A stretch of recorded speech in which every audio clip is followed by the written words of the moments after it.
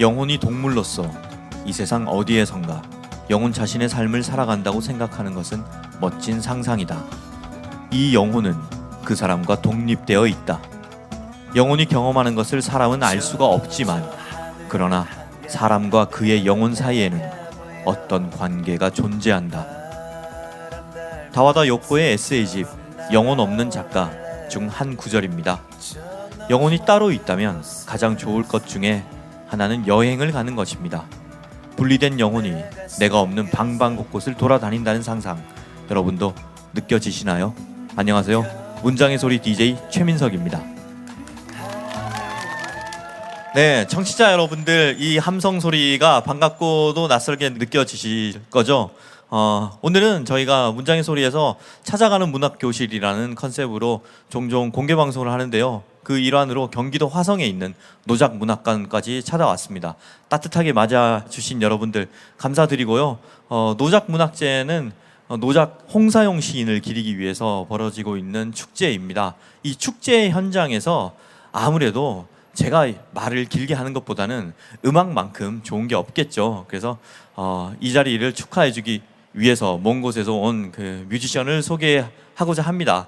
제가 아는 뮤지션 중에 가장 아름답고 서정적인 음악을 선보이는 뮤지션 보배, 박수로 마주해 주시기 바랍니다. 네, 반갑습니다. 저는 여시인이랄 것까지는 없고요. 그냥 자, 보배라고 합니다. 만나서 반갑습니다. 네. 화성에는 처음 와봤는데요. 나무도 많고 아파트도 높고 관객분들의 박수도 좋고, 네, 불러주셔서 감사합니다. 작년에 발매된 제 앨범명이 인디고인데요. 거기 수록된 타이틀곡도 제목이 인디고예요. 오늘과 같은 날씨에 듣기 딱 좋은 노래라고 감히 자부합니다. 많이 나와야 할 텐데요. 라디오에도. 네. 여름에서 가을로 넘어가는 그 잠깐의 계절이 있죠. 그 묘한, 사람을 묘하게 만드는 그 잠깐의 시간이요. 그 햇빛은 뜨겁고 따가운데 불어오는 바람이 시원할 때 그 잠깐 가슴이 두근거렸어요. 저만 감수성이 뛰어난가 봅니다. 네. 여름에서 가을로 넘어가는 그 잠깐의 계절을 저는 여름 가을이라는 또 하나의 계절로 보고 담은 노래예요. 인디고 들려드리고 저는 내려가겠습니다. 문장의 소리 공개 방송 끝까지 자리 지켜서 즐겁게 들어주시고 봐주시고 돌아가시길 바랄게요. 감사합니다.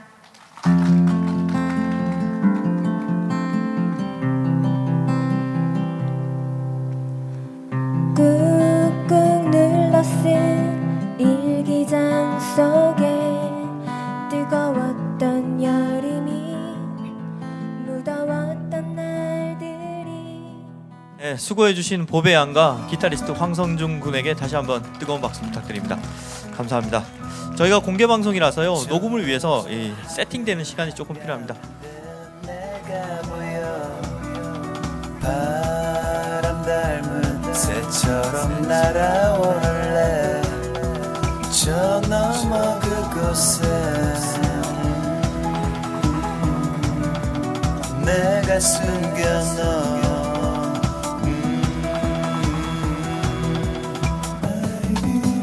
커다란 하늘이 있어. 네, 오늘은 아까 말씀드렸다시피 특별히 화성에 있는 노작문학관에 와서 공개 방송을 진행하고 있는데요. 오늘 작가의 방에 모시게 된 분도 바로 이곳 노작문학제와도 깊은 관련이 있으신 분입니다. 2003년이죠. 2003년에 제3회 노작문학상을 받으셨죠. 무심하게 흘러가는 일상의 표면을 다시금 바라보게 해주시는 분입니다. 문인수 선생님 모셨습니다. 네. 네, 선생님 안녕하세요. 안녕하세요. 네, 반갑습니다. 우선 제가 청취자 여러분들을 위해서 간략하게나마 시인을 소개해드리도록 하겠습니다. 1945년 경북 성주에서 태어나 1985년 심상 신인상에 능수버들 외 4편이 당선되어 문단에 데뷔하셨고요. 상을 굉장히 많이 받으셨습니다. 미당문학상, 대구문학상, 김달진 문학상, 노장문학상, 한국가톨릭문학상, 시와 시학상, 편인문학상, 금복문학상 등을 수상하셨고요. 뭐 한국에 있는 상은 그냥 혼자 다 받으신 것 같네요. 그리고 시집으로는요, 뿔, 회치는 산, 동강의 높은 새, 쉬, 배꼽, 정막소리, 그립다는 말의 긴팔, 그리고 동시집으로는 염소똥은 동그랗다를 출간하셨습니다. 맞습니까, 선생님? 예, 맞습니다. 네, 이렇게 공개 방송이라서 오늘 날씨도 좀 쌀쌀하고 야외 무대인데 바쁘신 와중에 이렇게 함께 해주셔서 감사합니다. 아니래도 버벅거리는 날씨가 추워서 올 것 같아요. 안 그래도 선생님 이 녹음 들어오기 전에 내가 말주변이 없는데 어떻게 잘할지 모르겠다고 하셨는데 또 그게 오히려 또 인간적이고 소탈한 매력으로 다가올 것 같아서 기대가 됩니다. 선생님 요즘 근황은 어떻게 되시나요? 예, 뭐 특별히 뭐 근황이나 할 건 없고 어디서 가끔 전화가 옵니다. 네. 그 요즘 어째 지냈노? 이제 대구 말로 그걸 물으면 늘 같은 대답을 하죠. 빌빌거리면서 꼼짝도 안 한다 하고만 합니다. 네. 그런데 뭐 그 움직인 데를 구태여 이야기를 한다면 며칠 전에 지리산을 갔다 왔었고 거기도 이런 축제가 있었습니다. 그리고 또 지난주 주중에는 대구 시각장애인 한 40여 명과 함께 김삿갓 문학관과 청룡포 단종예사가 서려 있는 청룡포를 돌아보고 왔어요. 당일치기로. 그 정도 특별한 일이라는 특별한 일입니다. 친구분들에게는 말씀으로는 아무것도 안 한다고 하셨는데 들어보니까 굉장히 왕성하게 활동하고 계시네요. 뭐 원래 그런 거죠. 네. 선생님의 그 시편을 두루 살펴보다 보면 지금 살고 계신 대구나 아니면 고향인 경북 성주 그리고 강원도 정선의 향취가 묻어나는데요. 어떨 때는 그 고향인 성주보다 강원도 정선에 대한 뭐 남다른 기억도 있을 거라고 이렇게 생각이 되고 이렇게 시편에서 이런 지역들을 많이 등장시키시는 뭐 이유 같은 게 있으신지요? 그러니까 아무래도 강원도 정선보다는 고향 성주에 대한 그 애착이 더하겠죠. 아무래도 네. 태어나 자란 곳이고 어머니 아버지가 거기 계셨고 내가 거기서 또 내 유년들이 그 고스란히 그 찍혀 있으니까 아무래도 애착이 더 가겠는데 고향 관련 시들도 많습니다. 상당히 많고 한 60여 편 되죠. 그래서 회치는 산이라는 시집 제목으로 고향 관련 시들을 따로 한 거 묶은 게 이미 옛날에 있습니다. 그래서 강원도 정선 같은 경우는 뭐 저한테는 좀 특이한 경우인데요. 고향에 버금가는 그런 어떤 관심이나 애정이라기보다는 그 정선이 껴안고 있는 한의 소리, 아라리라 그러기도 하고 현지에서는 아라리라 그럽니다만은 그 아리랑에 대한 어떤 정한이 묻어 있어서 저한테는 특별히 관심의 대상이 됐고 또한 그 한 지역에서 50여 편의 시를 써보기는 정선에 유일합니다. 그만큼 정선에 가서 사무치는 어떤 정서가 특별했다고 볼 수는 있겠죠. 네. 정선에 그럼 굉장히 자주 가시는 편이신 거죠?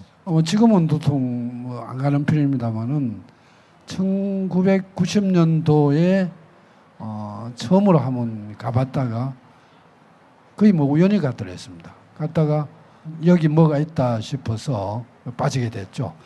그 정선 가면 뭐 그만한 절경이야, 그만한 경치의 강원도라면 또 뭐 그 우리나라 어디나 그만한 경치는 다 있습니다만은 특별히 거기에 대해 빠지게 된 동기가 좀 전에 말씀드렸다시피 아리랑의 어떤 정한, 한의 어떤 원류 이런 데도 제가 반했던 것 같아요. 네.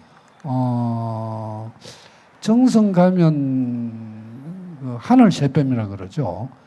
그 앞 트인 곳이 없다 그럴 만큼 캄캄한 골짜기인데 그렇지만 내가 갔을 때는 처음부터 돌아올 것을 왔다는 느낌이 들고 드디어 돌아왔다는 그런 안도감 같은 게 있었어요. 기이하게도. 또 거기 사는 사람들의 어떤 정서는 풀려나고 싶은 어떤 열망 같은 게 있는데 나는 이제 다 왔다라는 그런 안도감 같은 게 있어가지고 참 특별했더랬습니다. 네. 말씀을 듣다 보니까 고향은 정선이 아니지만 정선에서 고향과 같은 그런 안도감을 느끼셨다고 저도 이해가 됩니다. 왕년에 살아본 것 같은 기시감 같은 게 예, 있었어요. 예.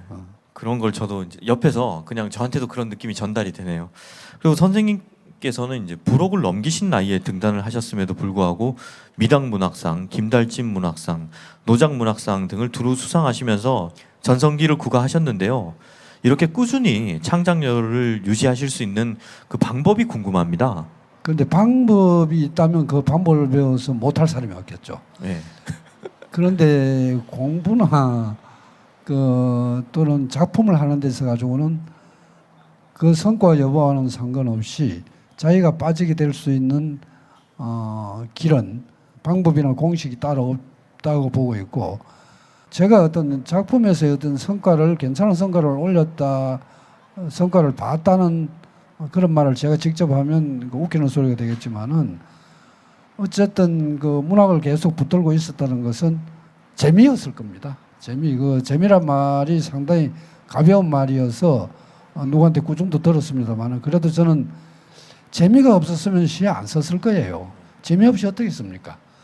재미가 있었기 때문에 썼고, 또 재미 앞에는 또 욕심이라는 게 있는데 욕망이 아니라 그것도 역시 가벼운 말로 세팅을 한다면 욕심이 있었기 때문에 썼고, 그러다 보니까 재미가 있었고, 재미가 있다 보니까 다시 욕심이 났고, 그래서 그게 뭐 어떤 성과가 있었는지는 제 몫이 아닙니다만은 재미와 욕심인 것 같습니다. 그렇죠. 사실 그 선생님께서 말씀하신 재미와 욕심이 가장 큰 열정의 원동력이 아닌가 싶고, 사실 뭐 방법이라면 그것 이상의 다른 방법이나 다른 왕도가 있을 수가 없겠죠. 예, 바라고 있습니다. 네. 선생님께서 쓰신 그 시 중에 채와 북 사이 동백진다, 이게 바로 김달진 문학상 수상작이죠. 예. 이걸 읽어보면 시 속에 있는 화자가 소리를 제대로 체화한 사람이라는 생각이 들어요. 그래서 선생님께서 가지고 계신 소리에 대한 기억이 어떠신지. 그런데 소리에 관한 조예나 지식인이나 그 체험의 문제가 아니고 이게 실제 저도 시의 현장에 가 있어서 얻어 걸린 시입니다만은 공중에 걸려 있는 달이 북으로 보였고 또 그 달을 바라보고 있는 산악들이 곳으로 보였습니다. 북치는 사방으로 보였고 그 앞을 유유히 흐르는 섬진강이 어떤 가락으로 보였습니다. 그래서 이거는 한판 소리판이구나 싶은 아이디어라 그럴까요? 뭐 발견이라 그러면 좀 너무 큰 말이고 그런 이미지가 왔었습니다. 그랬었는데 뭐 소리에 관한 공부나 뭐 지식이 저한테 뭐 크게 없습니다만은 이 소리라는 것은 그 모든 소리가 자연이라고 봅니다. 심지어 과학이나 기계적 현상으로 일어나는 소리까지도 그 소리 그 자체는 자연이라고 보는데, 이 사람한테는 언어 이전에 바로 늑대나 새들처럼 먼저 소리가 있었던 거 아니겠어요? 네. 그 소리에다가 말을 집어넣고 말을 입힌 것은 그 이제 나중의 일인데, 거기다 판소리나 이런 것은 좀 더 진화가 된, 발전이 된 극화된 어떤 구체적인 사람의 소리인 반면에 이 소리는 자연에 좀 더 가깝다고 봐야 되겠죠. 사진적인 의미에서의 소리가 그렇다면 그 우리 국악으로 끌어당긴 그 소리 의미 또한 아마 그 사람의 본래적 어떤 정서를 찾아가는 그런 가락인 것 같아요. 그 실제 그 가사 없이 가사를 붙이지 않고, 그러니까 가사라는 것은 말이고 말은 의미가 굉장히 한정적인 데 비해서 순수 소리들은 물소리나 새소리나 심지어 늑대 소리까지 바람 소리까지 이것은 말이 가사가 붙어 있지 않기 때문에 의미 전달은 안 될는지 몰라도 정서적인 어떤 그 고향이라든지 그 가라앉음이라든지 그 이런 사람을 불러일으키거나 잠재우는 그런 능력이 소리한테는 있다고 봅니다. 그럼 우리의 어떤 소리는 아마 그 자연으로의 어떤 회기, 자연으로부터 흘러온 그런 게 바로 우리가 알고 있는 가락이 아닌가 싶습니다. 몽골 쪽인가요? 그 허미 같은 거, 예. 허미 같은 소리를 들어보면 가사가 없는 걸로 알고 있는데, 그래도 그 소리를 들으면 사무치는 바가 있죠. 그게 바로 어떤 소리가 갖는 능력, 위력이 아닌가 싶습니다. 예. 네, 감사합니다. 그리고 선생님께서 예전에 시는 역시 짧아야 제맛 이렇게 말씀하신 적이 있다고 전해 들었습니다. 그리고 또 극서정시라는 장르로 시집 제목이 그립다는 말의 긴팔이란 제목의 시집을 내기도 하셨고요. 근데 요즘에는 그 드러내지 않고 의도적으로 의미를 숨겨버리는 시들이 많이 있어요. 여기에 대해서는 시인으로서 어떻게 여기고 계신지 궁금합니다. 저도 어쨌든 자연 연령으로 따져봐도 소통이 안 되는 시를 좋다라고 환호할 수는 없습니다. 일단은 전달이 돼야 되고 전달해야 할 책임이 시인한테 있는데, 이거 쓴 사람이 이걸 알까, 쓴 사람 본인은 이걸 알까 의심이 갈 정도로 소통이 안 되는 시들이 판을 치고 있습니다. 그런데 단 그런 건 있습니다. 우리가 추상화를 볼 때 뭐 그림과 물론 시는 다르겠습니다만은 뭔지 모르게 멋지고 가슴을 울리는 그런 회화들이 있어요. 꼭 저기 있는 빨간색은 무슨 의미고 여기 있는 삼각형의 어떤 형체는 무엇이라고 시시콜콜하게 다 아무 풀듯이 해석할 필요는 없다고 보고 있고, 거기서 그냥 그 그림을 보고 느끼면 오는 게 있으면 그걸로 감상 끝이고 뭐 이해의 어떤 끝이라고 보는데, 나넷이 또한 무슨 소리인지를 몰라도 뭔가 아름답게 느껴지고 사람을 가라앉히는 바가 있고, 소위 말하는 미학적 질서가 보일 때는 뭐 이런 시도 존재할 필요는 있겠다 싶은데, 자의적인 말놀이라든지 말장치에 의한 자기 임의로 어떤 의미를 정해두고 알아들을 수 없는 말을 끊임없이 해댈 때 시에 대한 어떤 피로감만 가중시키는 것 같아요. 아까 짧은 시 관련 이야기는 짧은 시라야 많이 말한다고 봅니다. 네, 오히려 역설적으로. 예, 오히려 시라는 형식 자체가 물론 뭐 대장편 서사시도 있고 그렇습니다만은, 시라는 형식 자체가 모든 예술 분야를 통틀어서 그 형식이 제일 짧은 거 아닙니까? 그게 바로 시의 본래의 모습이라는 걸 거기에서도 읽어낼 수가 있을 텐데, 짧게 말하고 많이 말하는 효과를 나타냈을 때, 그러니까 독자들이 행과 행 사이에 의미를 이런 경우가 바로 감추는 겁니다. 아까 그런 경우는 의미를 감춘다기보다도 의미 실종이 되어버리는, 네. 우리가 하이 실종 그러듯이 의미를 감춘 거는 보물찾기처럼 찾아낼 수는 있죠. 한참 곰곰이 읽으면 이거 행과 행 사이에 이런 의미가 있구나라고 무릎을 치면서 찾아낼 수 있는데, 또 많이 읽다 보면 그런 게 저절로 뭐 골치 썩어가면서 안 찾아내도 저절로 오곤 합니다만은, 어쨌든 행과 행간으로 말하는 시가 짧은 시이고, 그 짧은 시가 쓰는 재미, 읽는 맛 또한 훨씬 좋으리라고 봅니다. 네. 사실 저도 시를 읽으면서 이해가 안 될 때가 많거든요. 그리고 예. 사람의 감동이라는 게 이해가 되었을 때 더 깊이 감동이 되더라고요. 저는 그래서 저도 개인적으로 사실은 여기에 대해서 좀 궁금하긴 했는데 선생님께서 잘 답변해 주셔서 감사하고요. 선생님 그러면 시인이시잖아요. 근데 예. 시인이 항상 시만 쓰고 살 수는 없잖아요. 그래서 맞습니다. 예, 시를 안 쓰실 때는 즉 시를 짓지 않으실 때는 어떻게 지내시는지 궁금합니다. 한참 제가 재미를 들인 일들이 집에서 마냥 빈둥거릴 수 없는 거니까, 또 인지상 운동을 시작하려고 해도 어지간히 오래 살락한다 갈까 싶기도 하고, 그래서 뭐 세산 안 하든지 새로 할 수는 없고 그래서 우리 저희 집 근처에 그 시외버스 정류장이 하나 있습니다. 예.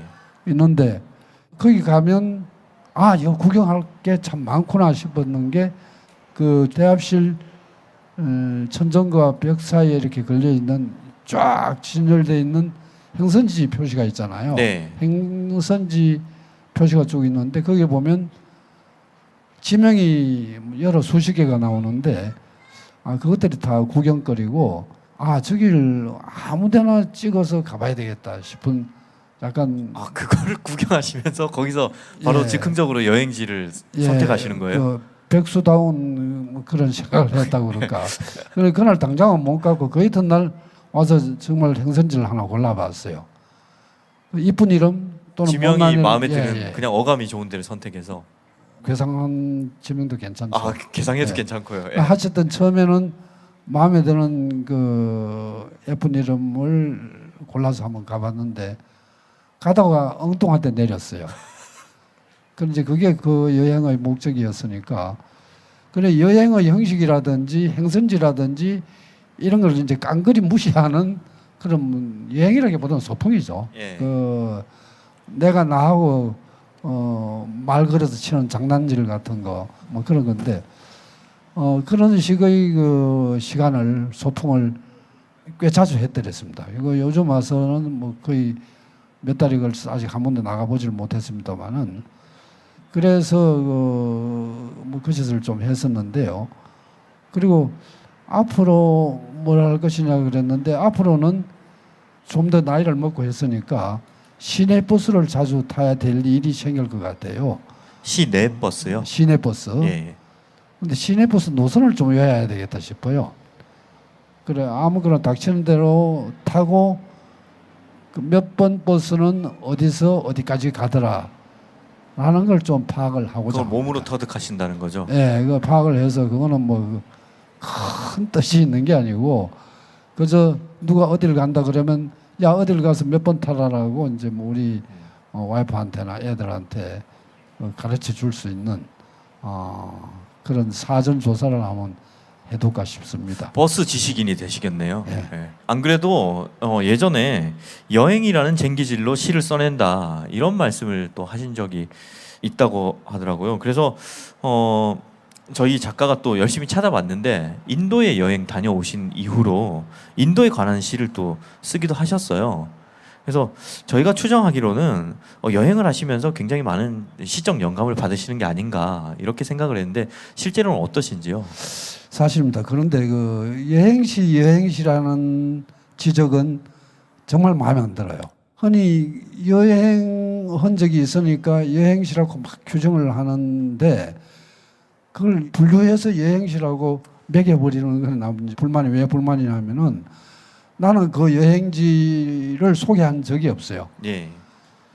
인도에 가서 내 인생을 봤다지 인도에 가서 어떤 삶의 양상을 봤다 이거지 거기 가는데 몇천 킬로 바뀌고 뭐 비행기 싸기 얼마고 호텔비가 얼마고 이런 건 이제 소개한 적이 없거든요. 네. 그래서 이제 그 여행지에서 그러면 누구나 비슷하다고 봅니다. 낯선 곳은 그분들한테는 일상이라도 나한테는 어떤 신비 같은 거 호기심의 대상이니까 들여다보면 거기서 말리박이 인도에서 내 인생이 이제 보인다든지 내 네. 모습이 보였을 때 그 낯익은 곳에서 우리가요 집 근처 인도를 걸으면서 얻어 걸리는 왜냐하면 일상이라는 아스팔트 포장에서 싹 털 수 있는 게 풀 한 폭에서 싹 털 수 있는 게 없는데 낯선 곳에서 이거 호기심의 대상이든 낯선 곳에서의 그 신기함 또는 신비함 같은 것은 시적 충동을 주기에 훨씬 유리하고 시와 가까이 있는 거겠죠. 예. 저는 먼 곳에 가서 나를 봤지 먼 곳을 찬양하거나 선전 소개하는 시를 쓰지는 않았던 것 같아요. 그런데 인도 같은 경우 정선이 아까 내가 여행지에서의 시가 50여 편이라고 그랬는데 한 10여 년 더 나들었죠. 그런데 인도 같은 경우는 그때 당시 딱 한 번 갔습니다. 한 번 가서 뭐 시인도 몇 명이 갔었고 죽은 그 평론가 김양원도 같이 갔었고 룸메이트를 했습니다마는 어쨌든 여행지의 그 자기네들은 그냥 지나치는 행인 A고 행인 B인지 몰라도 우리한테는 그 표정 하나하나가 다 궁금하고 베껴 적고 싶은 그런 내용이고 인도에 한 열흘 갔다 와서 한 일주일 안 걸려서 한 10편 시를 썼더랬고 그 이런저런 잡지에 주워놨던 원고도 바꿨습니다. 지금 쓴 걸로 바꿔서 이제 원고 바꿔치기를 해서 그래 이거 한 달 만에 한 달이 채 안 돼서 그 인도 시들을 발표를 했죠. 그래서 같이 간 시인들한테 욕을 좀 먹긴 했습니다. 아니 선생님 저기 인도 얘기 나와서 그런데 혹시 인도에 가셨을 때 네. 선생님 보고 단번에 한국인인지 알아봅니까? 뭔가 지금 그 헤어스타일과 이 눈썹이 굉장히 미남의 눈썹이잖아요. 그래서 국적을 알기 어려운 그 굉장히 그 뭐랄까 토속적이고 전통적이면서도 굉장히 이국적이에요. 그래서 인도 사람들의 반응이 어땠을까 좀 궁금하기도 합니다. 그래서 나는 인도에 가서 몇 대목 몇 장면 인도인 취급을 받은 사실도 있고 인도 내가 좀 체격이 왜소하기 때문에 인도 사람 중에도 그 브라만 최고 계급 브라만이 네. 아니라 최하 계급 불가촉 천민 쪽으로 밀렸던 것 같아요. 죄송합니다. 제가 이런 답변을 왜냐하면은- 드리려고 질문을 드린 건 아닌데. 왜냐하면은 내가 그때 일부러 인도 가기 전에 보름 전부터 수염을 안 깎았습니다. 네. 수염을 안 그러면 깎고 더욱 더 예, 인도에 도착했을 때는 이미 그 상당한 수준으로 자라 있었고 인도 여행을 마칠 때쯤은 본격 인도인처럼 그렇게 이제 그 할 수 있었는데 일부러 그쪽 칼기에서 그 반담하지 않고 갖고 내린 그 담요 비슷한 거 있잖아요. 지금 방송에서 실토하시는 건가요? 자 실수. 그래 그걸 두르고 다녔어요. 그래서 그러면 거의 뭐 성자처럼 보였을 수도 있겠네요. 뭐 그럴 수도 있겠죠. 예. 제가 인도 얘기에 제가 잠깐 길을 잃어버려서 아무튼 청취자 여러분들은 지금 문인수 선생님의 얼굴을 못 보실 거잖아요. 지금 현장에 계신 분들은 당연히 이 멋있는 얼굴을 지금 보고 이렇게 즐거워하실 텐데 나중에 한번 청취자 여러분들은 찾아보십시오. 굉장히 미남 선생님이십니다. 예, 꼭 찾아보라는 의미에서 제가 말씀을 드렸고요. 출연료 좀 깎아도 좋습니다. 예. 출연료 깎아도 좋다는 이 헌신적인 말씀 해주셨고요. 선생님 앞으로 작업 계획은 어떠신지요? 글쎄요, 저는 뭐 젊은 사람들한테는 죽을 때까지 시집 3권 내지 많아야 5권, 될 수 있는 대로 3권 미만으로만 끝내는 게 좋을 거다. 나는 이미 시인들이요? 시인들한테는 젊은 예. 시인들한테 그래 이야기를 해요. 제 친구 시인들 벌써 3권 냈는데 가서 이제 그만하라고 해야겠네요. 그래 10년, 15년 단위로 예. 선집 형태로 뽑아내고 하는 게 그만큼 공들인 예. 시집이 좋은 시집이다. 그런 말씀이죠. 뭐 이렇게 그런 의미가 1번이고 2번은 시인 숫자 인구가 너무 많다 그러니까 1인당 10권씩 내면 그 천문학적 숫자를 그 후대들이 어떻게 감당할 것이냐 이제 이런 의미도 있고 그렇습니다. 선생님 앞으로 시집도 내실 계획은 있는 거죠? 방금 이렇게 이야기해 놔놓고 내가 10권을 안 남기겠다는 게 벌써 9권이 넘어가고 있는데 한 2-3권 정도 이미 버렸으니까. 원래 약속은 깨라고 있는 거고 말은 바꾸라고 있는 거거든요. 맞습니다. 그리고 이 예술적인 공헌은 언제든지 창작열이 불타오를 때 바꿔도 되는 겁니다. 저희 이제 작가의 방 시간이 다 돼가는데요. 선생님 육성으로 저희가 시 낭독을 한 편 부탁드려도 될까요? 예, 그래 보겠습니다. 제목이 땅끝이라는 시죠. 예, 땅끝. 네. 그러면 박수로 선생님의 시 땅끝 청해 듣도록 하겠습니다. 땅끝 문인수 끝났다. 모든 길은 또 이렇게 시작되었다. 땅끝 마을 땅끝에다 슬쩍 발끝을 갖다 대보면서 씁쓸히 웃는다. 가파른 언덕 아래 밤바다 파도 소리가 폭풍을 안고 거칠다. 지느러미 불해가 없는 지난날의 절망 따위여. 보말 깜깜하게 에워싸며 파랑치던 야유를 기억한다.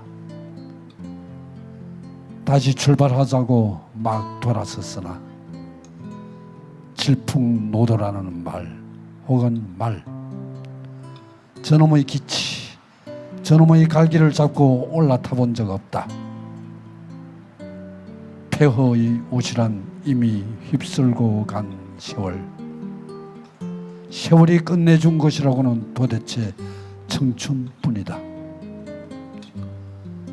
지금은 늙어 아무것도 자멸하지 않고 땅끝말 왔다가 돌아가는 조행길이지만 땅끝과 발끝 말땅길이는 서로 참 돈독한 데가 있구나 싶다. 소시적부터 오래 잘 알고 지낸 사이 같다. 고맙습니다. 네, 세월이 끝내준 것이라고는 청춘밖에 없다. 이 구절이 저는 굉장히 가슴에 콕 박혀서 오랫동안 살아있을 것 같습니다. 끝으로 저희 문장의 소리를 듣고 있는 청취자분들과 현장에 계신 여러분들 혹은 또 선생님 독자 여러분들께 한 말씀 부탁드립니다. 미리 준비해둔 말이 있는데요. 그거 준비 안 했다고 했고 즉석으로 해야 멋있는 건데. 여러분, 애청자 여러분, 글을 좀 쓰십시오. 그 일기든 편집글이든 에세이든 글을 쓰십시오. 글을 쓰시게 되면 다이어트가 됩니다. 정말입니다. 네, 글을 쓰면 다이어트가 된답니다. 오늘처럼 뜻깊은 자리에 함께해 주셔서 감사드리고요. 제가 후배로서 독자로서 선생님의 시세계를 응원하겠습니다. 조심히 들어가시기 바랍니다. 감사합니다. 네.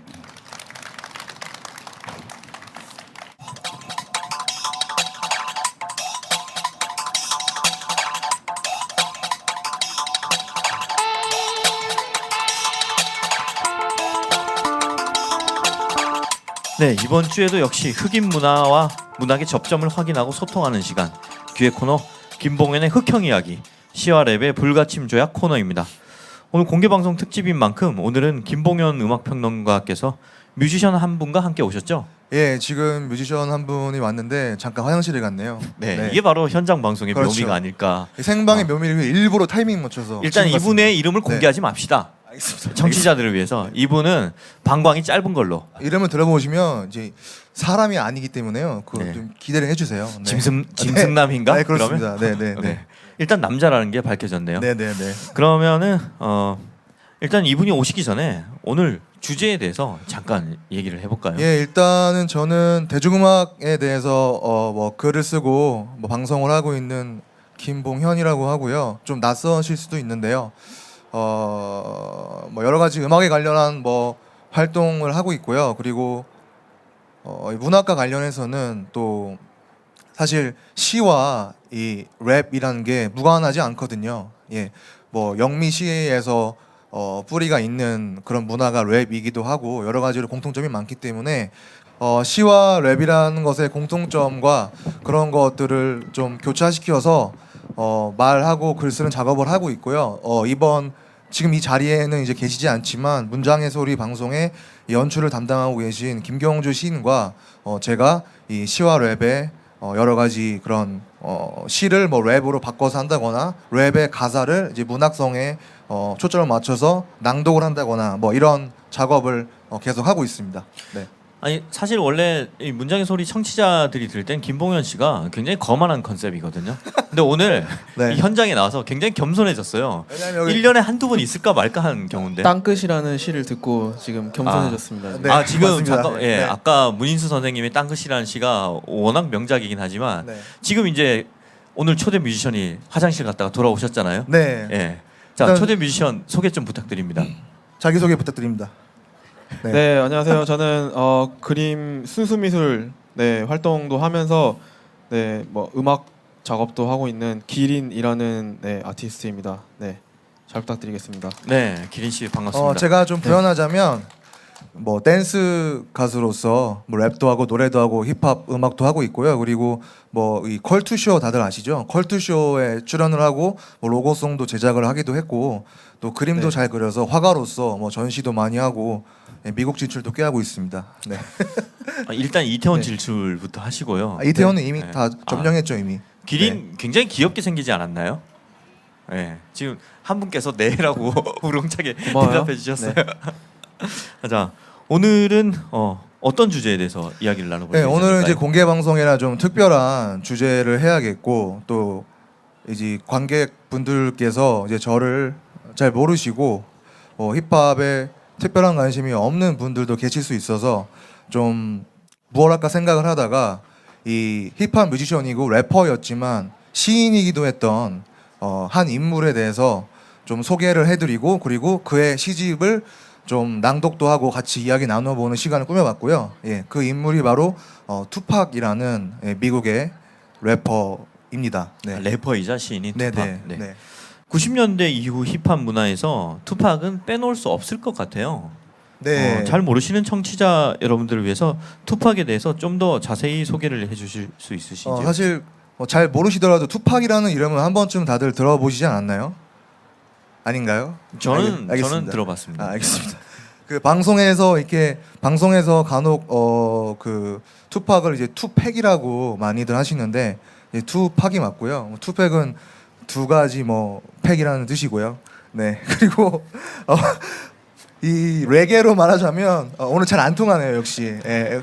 레게로 말하자면 반말리라는 인물이 있잖아요. 근데 레게 음악도 했지만 되게 뭐 레게 문화적인 그리고 청년 문화의 어떤 상징적인 그런 인물인데 힙합으로 치면은 이제 투팍이라는 인물이 그런 인물이라고 할 수 있고요. 그런 대표성을 가지는 인물이라고 할 수 있고 래퍼이지만 또 시인이기도 했고 그리고 그 흑인 운동가이기도 했습니다. 그래서 여러 가지 배우이기도 예, 했죠 또. 네, 영화 배우이기도 했고요. 뭐 여러 가지 굉장한 다양한 활동을 했는데 제 개인적으로는 우리나라의 그 가수인 그 고 김현식 씨와 좀 비슷한 점이 많다고 생각을 했는데요. 아, 네. 김현식 씨와요? 네. 어떤 점에서 비슷하다고? 왜냐하면 일단 김현식 씨나 투팍이나 굉장히 불우한 뭐 어린 시절을 보냈죠. 이사를 많이 다닌다거나 굉장히 가난하다거나 뭐 이러한 환경을 거쳐서 어떤 굉장히 근원적인 외로움 같은 거, 고독 같은 것을 음악에 많이 투영을 했어요. 김현식 씨 음악을 찾아 들어보면 그런 것들이 많잖아요. 뭐 포효하는 그런 소리나 그리고 본인이 갑자기 이름이 생각이 안 나는데 갑자기 그 본인이 그 죽을 병에 걸렸음에도 그걸 알면서도 이제 고치지 않고 계속 음악을 하고 뭐 정말 이 병으로 인해서 배가 이렇게 불룩 나왔는데도 그런 상태로 라이브를 하고 뭐 이런 영상들이 다 남아 있는데 예, 그렇게 뭔가 좀 죽음을 두려워하지 않는 그런 면모. 예를 들어서 투팍도 실제로 인터뷰를 보면은 이제 자신이 언제 죽을지 모르니까 녹음을 되게 많이 해놓은 거예요. 그래서 실제로 젊은 나이에 세상을 떠났고 하지만 그 후에도 뭐 10년 넘게 끊임없이 결과물이 계속 한 네. 2년 전 정도에도 그 비공개됐던 곡이 신곡이 예,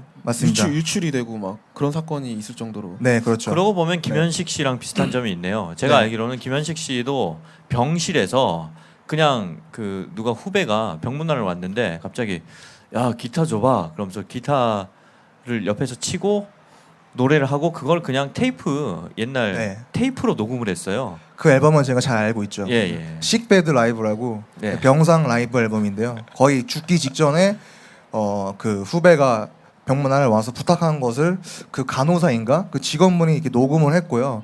그래서 거의 죽기 직전에 그 환자복 입고 그 라이브했던 그런 정말 음정 하나도 안 맞고 하지만 그렇기 때문에 또 진실성이 많이 느껴지는 그런 라이브가 10년 후에 이제 세상 밖으로 나왔죠.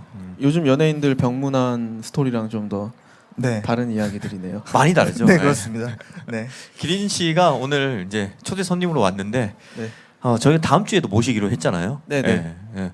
저희 2주에 걸쳐서 하는 거라서 다음 주에 좀 더 적응이 되지 않을까. 이제 네네. 적응되면 헤어져야 될 시간이라서 네. 아쉽네요.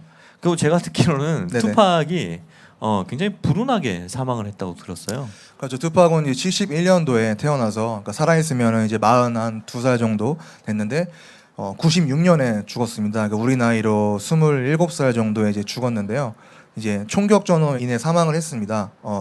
이 힙합 역사에서 봤을 때 가장 거대한 사건이자 가장 비극이었는데 이제 투팍과 노토리어스 B.I.G라는 굉장히 실력도 뛰어난 래퍼이자 친구였던 두 명의 래퍼가 있는데 사실 힙합뿐만이 아니라 이제 90년대로 돌아가면 모든 분야가 지금보다 조금 더 가볍지 않고 아날로그적인 그런 것들이 많잖아요. 그래서 힙합에서도 지금은 뭐 얼마 전에 한국에도 일어났던 랩 배틀 사건 이런 거 봤을 때 그런 랩 배틀을 할 때도 그냥 처음부터 뭐 비즈니스로 전략적으로 이렇게 홍보를 위해서 많이 하는데 그때는 정말 진짜로 서로를 욕하고 서로를 공격했고 그 음악으로 공격을 하다가 결국 이제 양 진영의 싸움으로 번져서 결국 투팍이 96년도에 마이크 타이슨의 권투 경기를 보고 나오다가 이제 총에 맞아서 사망을 했죠. 사망을 했고 그 후에 뭐 많은 추모 열기가 나왔고 또 그러면서 이 투팍의 죽음으로 인해서 그 후에 이제 우리가 음악으로만 말해야지 이렇게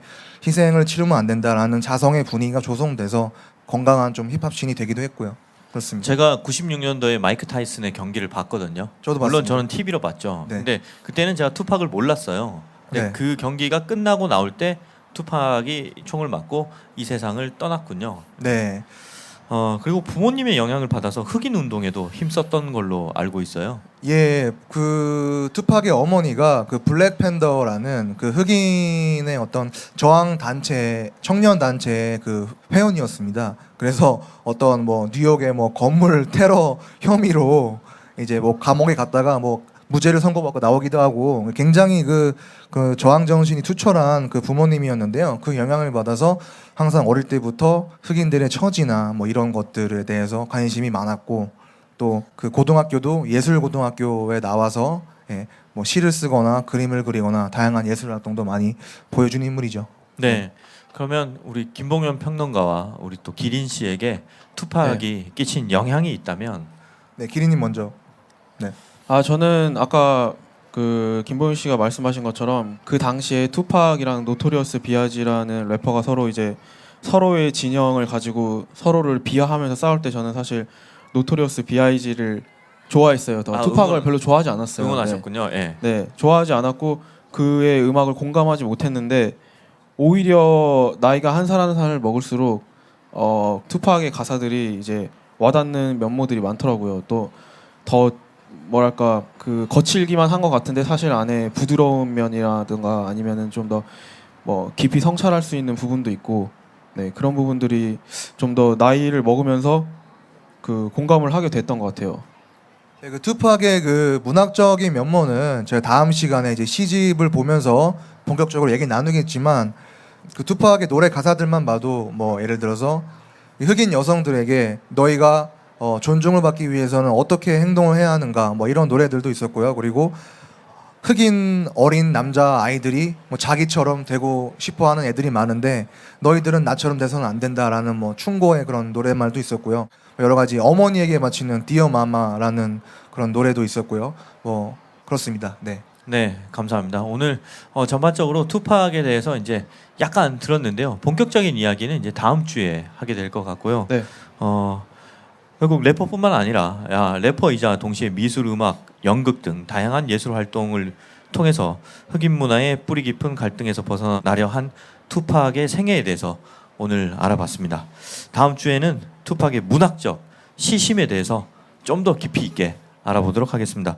오늘 함께 나와주신 김봉현 음악평론가와 뮤지션 기린 씨에게 감사드립니다. 다음 주에 뵙겠습니다. 네. 네, 감사합니다. 감사합니다. 감사합니다.